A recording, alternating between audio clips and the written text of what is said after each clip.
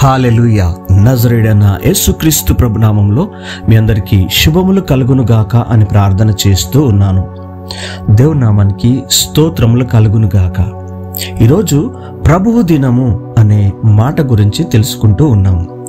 ప్రకటన గ్రంథము 1వ అధ్యాయము 10వ వచనము 11వ వచనములలో, ప్రభు దినమందు ఆత్మవశుడనై ఉండగా బూరధ్వని వంటి గొప్ప స్వరము నీవు చూచుచున్న పుస్తకములో రాసి Ephesus, Smyrna, Pergamum, Thyatira, Sardis, Philadelphia, Laodicea అను 7 సంఘములకు పంపుమని చెప్పుట నా వెనుక వింటిని.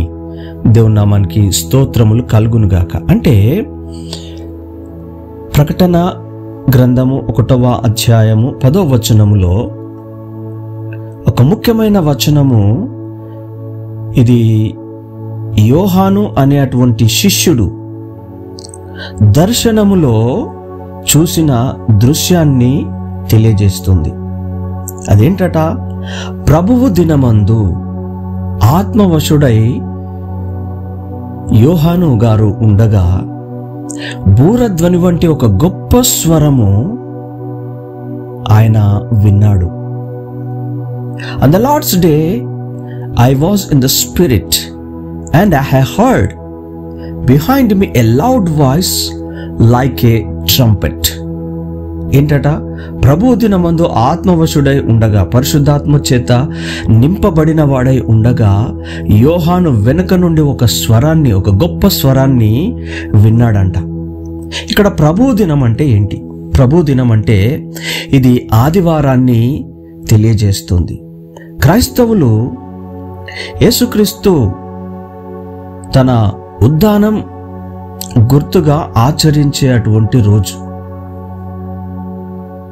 ఈ ప్రభు దినము అంటే ఎస్పెషల్గా సండేగా తెలియజేయబడుతుంది. అంటే యేసుక్రీస్తు ప్రభువును ఆరాధించే దినముగా క్రైస్తవులందరూ కూడా, అంటే క్రీస్తును వెంబడించేటువంటి వారందరూ కూడా ప్రభువు దినాన్ని ఆచరిస్తూ ఉన్నారు. ఇది ఆదివారానికి సూచిస్తుంది.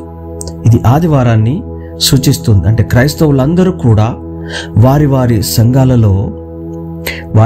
సంఘాలలో యేసుక్రీస్తు ప్రభువును ఆచరించే ఒక గుర్తుగా ఉండేటువంటి దినము ప్రభువు దినము. మరి యోహాను గారు ఏమై ఉన్నారంట? ఆత్మవశుడై ఉన్నాడంట. అంటే పరిశుద్ధాత్మ చేత నింపబడిన వాడు అని అర్థం. యోహాను పరిశుద్ధాత్మ దేవుని ప్రేరేపణతో ఉన్నాడని కూడా అర్థం. మరి ఆయన ఏం విన్నాడంట? ఒక గొప్ప బూరధ్వని వంటి స్వరాన్ని విన్నాడు. అంటే ఒక బలమైన గొప్ప స్వరం. ఆ స్వరం ఎక్కడి నుండి వచ్చిందంట? దేవుని యొద్ద నుండి వచ్చింది. కాబట్టి అది దేవుని శక్తి నుంచి జనించినటువంటి స్వరము, అది దేవుని స్వరము అని కూడా చెప్పవచ్చు. అంటే దీన్ని సులభంగా చెప్పాలి అంటే, యేసుక్రీస్తు ఉద్ధానమైన దినము, యేసుక్రీస్తు ప్రభువు ఆయన లేచినటువంటి దినము, యేసుక్రీస్తు ప్రభువు మరణములలో నుండి తిరిగి మూడవ దినమున లేచినటువంటి దినము, అది ఆదివారము రోజున. అది ఆదివారము రోజున అంటే ప్రభువు దినమున యేసుక్రీస్తు పునరుత్థానుడై లేచిన ఆ దినాన్ని ప్రభువు దినము లేదా ఆదివారము రోజున పరిశుద్ధాత్మ దేవుని ప్రేరేపణతో యోహాను గారు ఒక బలమైన దేవుని స్వరాన్ని విన్నాడు. ఈ స్వరము దేవుని శక్తిని సూచిస్తుంది. కాబట్టి ఈ యొక్క ప్రకటన గ్రంథంలో దర్శనాల శ్రేణి ఇక్కడ నుండి ప్రారంభమవుతుందని కూడా మనకు తెలియజేస్తున్నారు. అంతేకాకుండా దేవుని యొక్క శక్తి అనగా బూరధ్వని దేవునికి శక్తివంతమైన ఉనికిని మరియు ఆయన సందేశం యొక్క ప్రాముఖ్యతను కూడా మనకు తెలియజేస్తుంది. దేవుని యొక్క శక్తి అంటే బూరధ్వని అనబడే అటువంటి దేవుని శక్తివంతమైన ఉనికిని మనకు యేసుక్రీస్తు ప్రభు యొక్క సందేశం యొక్క ప్రాముఖ్యతగా తెలియజేస్తుంది.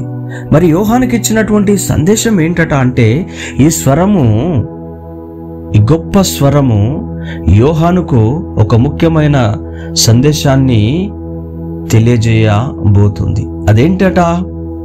అదేంటి? దైవికమైనటువంటి శక్తివంతమైన వాతావరణాన్ని ఆయన యొక్క స్వరము సూచిస్తుంది. అంటే సండేస్, మనం ఆదివారాలలో ప్రతి సంఘములో వారి సంఘాలలో కూడుకొని దేవుణ్ణి ఆరాధించేటప్పుడు, ప్రభువు దినమునందు దేవుణ్ణి ఆరాధించే ప్రతి ఒక్క మనిషి కూడా మీరు పరిశుద్ధాత్మ వశుడై, మీరు ఆత్మచేత నింపబడి పరిశుద్ధాత్మ వశుడై ఉన్నప్పుడు దైవజనుడు బోధించేటువంటి ఆ దేవుని యొక్క వాక్యము వెనకాల దేవుని యొక్క గొప్ప స్వరాన్ని మీరు వింటారని, మీరు వింటున్నారని, మీరు వినగలరని యేసుక్రీస్తు ప్రభునామంలో మీకు తెలియజేస్తూ ఉన్నారు.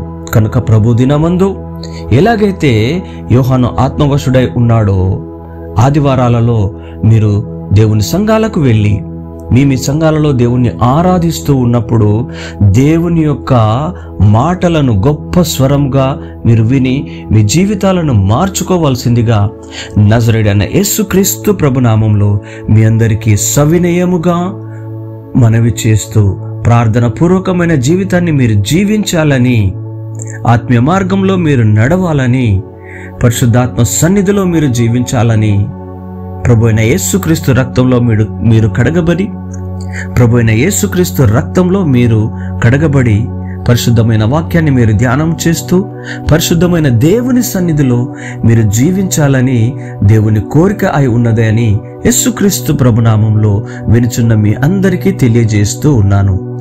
దేవుని నామానికి స్తోత్రములు కలుగునుగాక. Amen, amen, amen.